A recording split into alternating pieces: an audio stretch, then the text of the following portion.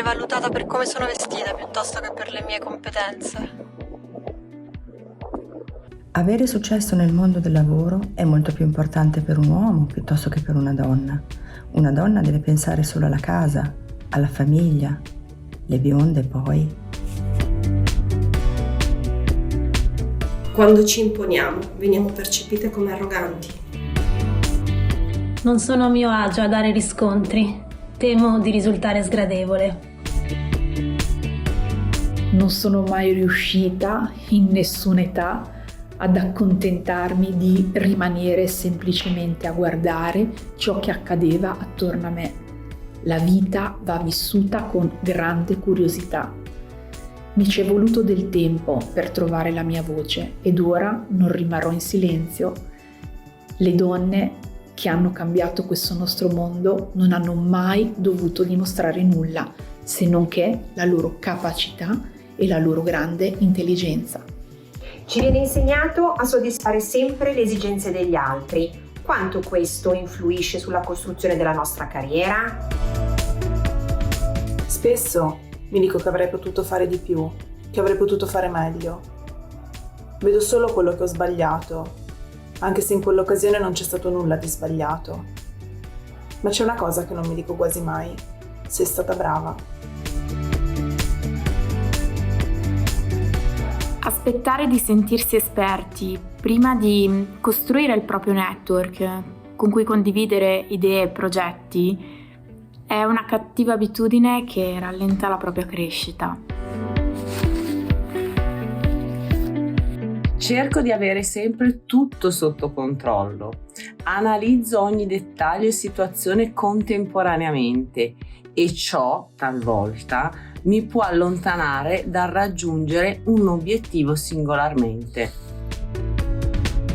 Noi donne mettiamo tanta passione e competenza nel nostro lavoro e confidiamo che gli altri lo notino. Perché non siamo le prime a valorizzarci?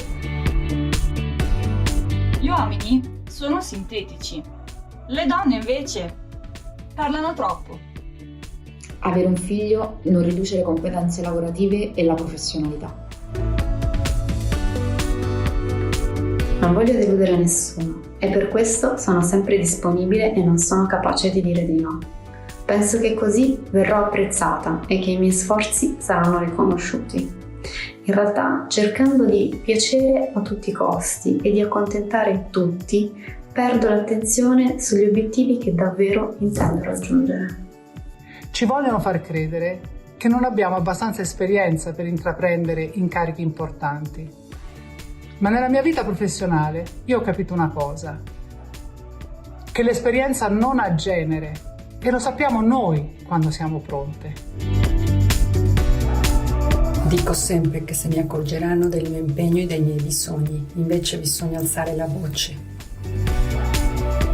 Sono una perfezionista, do troppa attenzione ad ogni minimo dettaglio e questo a volte mi rallenta.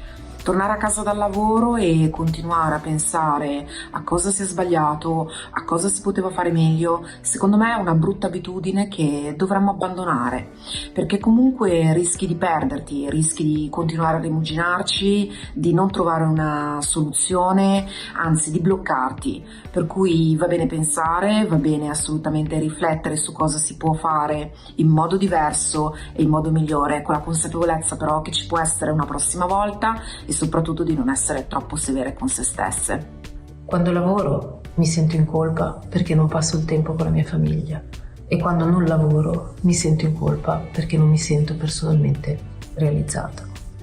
E cari colleghi, io rappresento il tema del non minimizzare. Troppo spesso noi donne prendiamo le cose troppo sul personale. Dobbiamo imparare a prendere le distanze e a valutare tutto con maggiore obiettività per poter crescere professionalmente e umanamente. Più che i difetti delle donne, il mio ruolo oggi è quello di sottolineare i difetti degli uomini. Gli uomini hanno creato tantissimi pregiudizi nei confronti delle donne, quindi oggi è il momento in cui gli uomini si diano da fare per eliminarli, uno a uno, a partire da adesso.